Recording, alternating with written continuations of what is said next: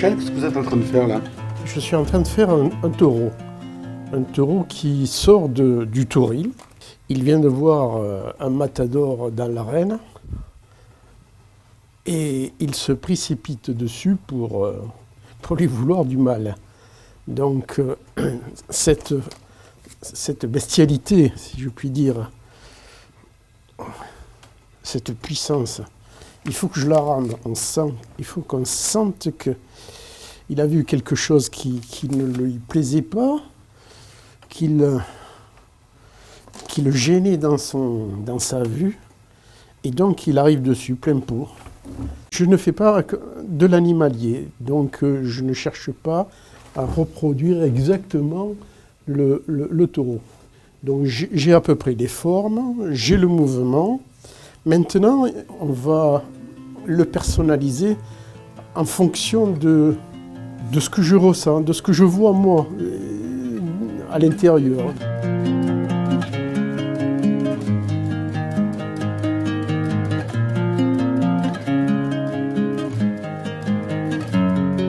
Cette ligne-là, quand je l'ai faite, oui, quand je l'ai dessinée, c'était cette ligne, c'était celle-là, voilà. C'est sur ce côté-là qu'elle va avoir le plus de force, le plus d'allant. Le reste va venir contribuer à ce mouvement, mais ce ne sera pas le côté qui va être le plus parlant, le plus harmonieux. Une vision, par exemple, sur l'ourson, il doit être vu d'une certaine façon. Voilà, c'est ça. Il doit être vu d'une certaine façon. Sinon, les autres côtés sont pas mal. Mais si on le met bien du côté où je voulais le faire, eh ben, la sculpture sera nettement plus belle.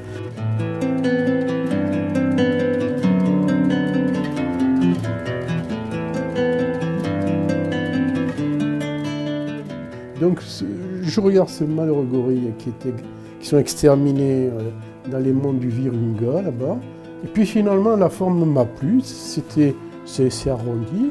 J'ai commencé à mesurer un petit peu, j'ai fait de manière à ce qu'il soit le plus harmonieux possible. Parce que s'il a un défaut d'aspect au niveau du réel, eh ben la sculpture va être ratée forcément. Donc il faut un minimum. Il faut que cette sculpture soit le plus réel possible.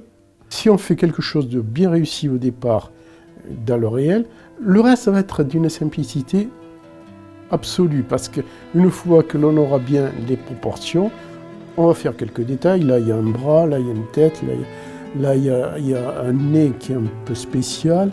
Bon, mais ça, c'est pas grave.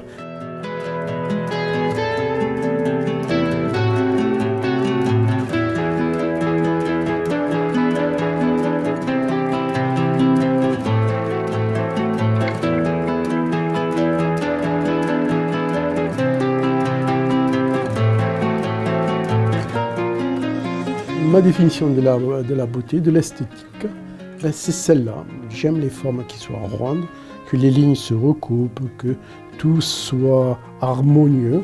En un mot, que la sculpture soit belle et lisible. Elle est simple, elle est agréable à voir, elle est agréable à vivre, elle ne pose pas de questions, elle est apaisante. Voilà.